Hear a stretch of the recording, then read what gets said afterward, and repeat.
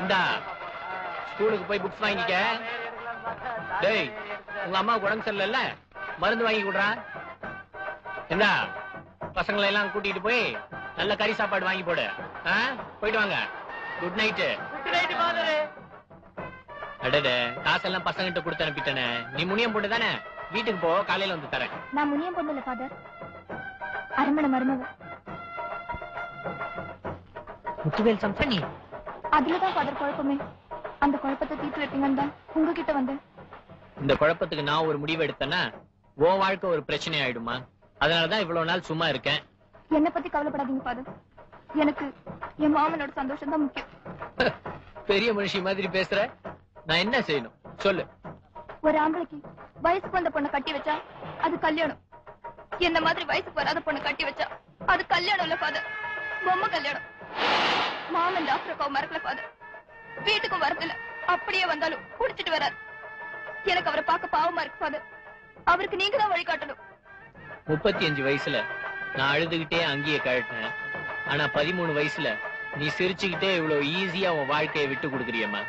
You great. நீ வீட்டுக்கு போ, எல்லாத்தையும் நான் பாத்துக்கிறேன்.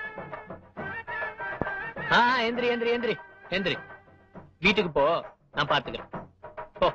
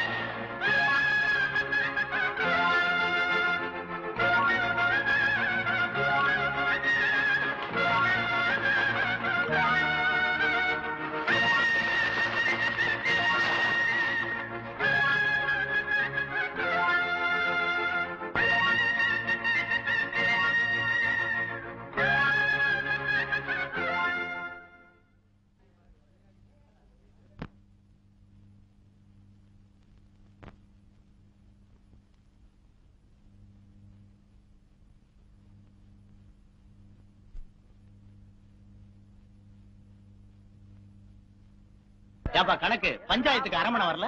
மத்தவங்களை விசாரிக்கிறதா அரமணை வழக்கம். அவரை விசாரிக்கிறதுக்கு இங்க எவனுக்கும் யோகியது இல்ல. நீங்களே பஞ்சாயத்தை நடத்துங்க. எதுக்கப்பா கசகசன் நியாயம் பேசிக்கிட்டு? அந்த ராஜலட்சுமிய கூப்பிட்டு என்ன நடந்துச்சுன்னு பொண்ணுங்க கேட்டு சொல்லுங்கம்மா. அதாச்சும் உள்ளத சொல்லுதான்னு பாக்கலாம்.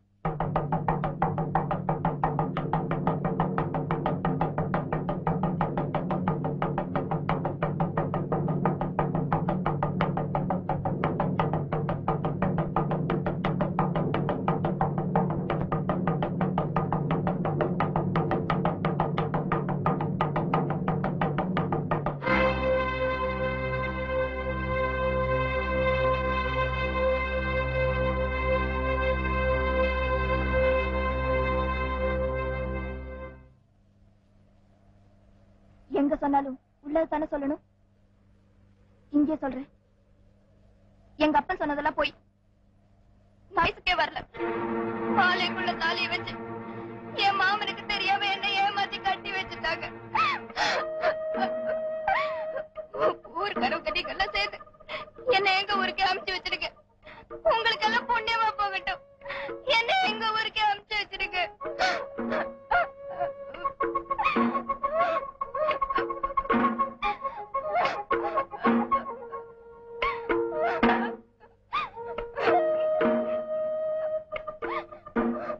சாட்சியை விசாரிச்சதுக்கு அப்புறம் சட்டங்கத்தம்லாம் போடப்படாது. நீ தீர்ப்பு எழுதிக்கப்பா செல்லத்துறை.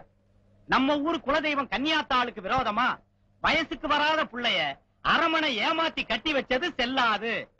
எழுதிட்டியா?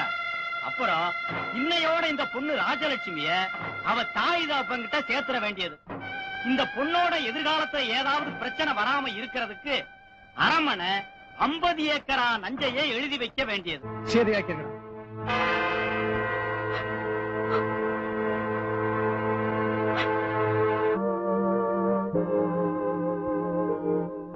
ஆலமரம் விழுந்து பார்த்திருக்கேன், ஆனா அரமனை அழுது பார்த்ததில்ல தாயி. உன்னாலதான் அந்த கண்ணீர் குத்தம் சொல்லல, ஆனா உன்னால மட்டும்தான் அத நிறுத்த முடியும் தாயி. நடக்கிறதெல்லாம் பொறுமையா ஏத்துக்கத்தா நம்மள பொண்ணா பிறந்துக்கும். என்ற மகனை நீ கண்ணால கட்டிக்கிட்டீனா அவனுக்கு மட்டும்தான் சந்தோஷம். ஆனா அவனை விட்டு நீ போயிட்டீனா என்ற குடும்பத்துக்கே சந்தோஷம் தாயே.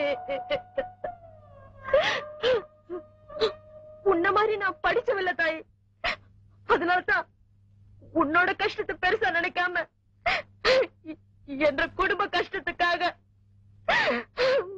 மடிப்பிச்சை கேட்கிற தாயே, மடிப்பிச்சை கேட்கிற.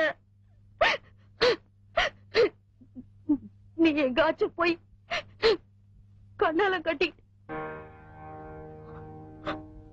நல்லா இருக்கணும் தாயே.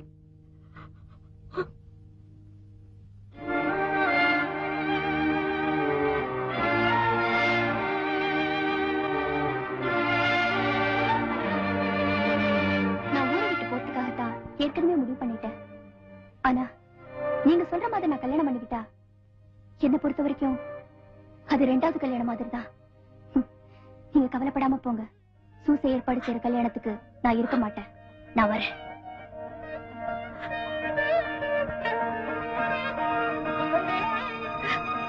ஈஸ்வரா, இவ்வளவு நல்ல பொண்ணு எங்க சாதியில பிறந்திருக்க கூடாதா?